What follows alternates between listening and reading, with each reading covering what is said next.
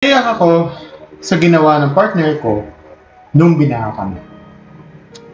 First time namin makaranas ng bahain. Sobrang hirap pala. Nakaka-drain. Mataas kasi yung lugar namin sa province. Kaso, nasa QC yung work namin. Tapos doon kami inabutan ng baha. Lunch break na nung nag-start tumaas yung tubig.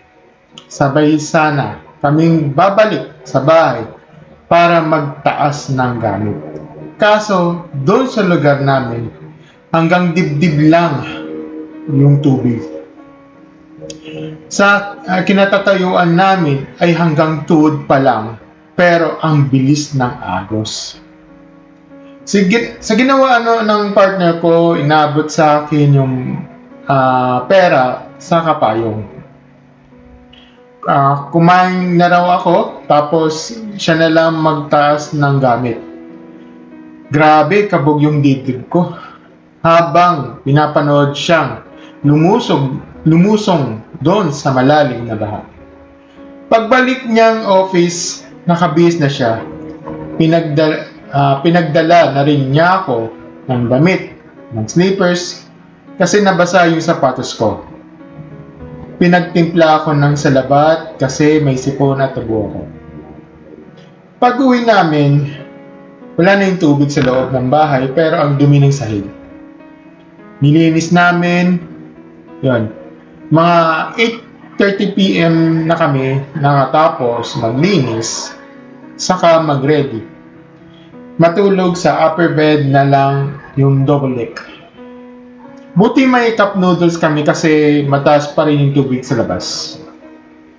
9 PM, tumaas na naman yung tubig sa loob ng bahay, ibig sabihin, mas mataas ang tubig sa labas kasi elevated yung bahay.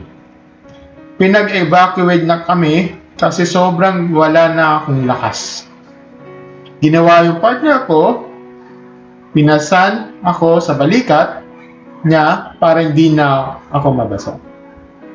Grabe, tinawid niya yung hanggang dibdib na baha habang pasan-pasan ako. Ako naman, iyak na iyak kasi ba't niya ginagawa yun. Nakaapak na kami pareho kasi sobrang madali. Takot na takot ako kasi baka may maapakan siyang matulis na bagay. Pagkababa niya sa akin sa silong, binalikan pa niya yung emergency bag namin, saka slippers ko. Binilhan din niya ako ng pagkain at saka gamot sa convenience store kasi kaunti na lang nakain ko nung dinner. Nung gabing yun, nung nakahiga na kami, di ako makatulog. Iyak ako ng iyak.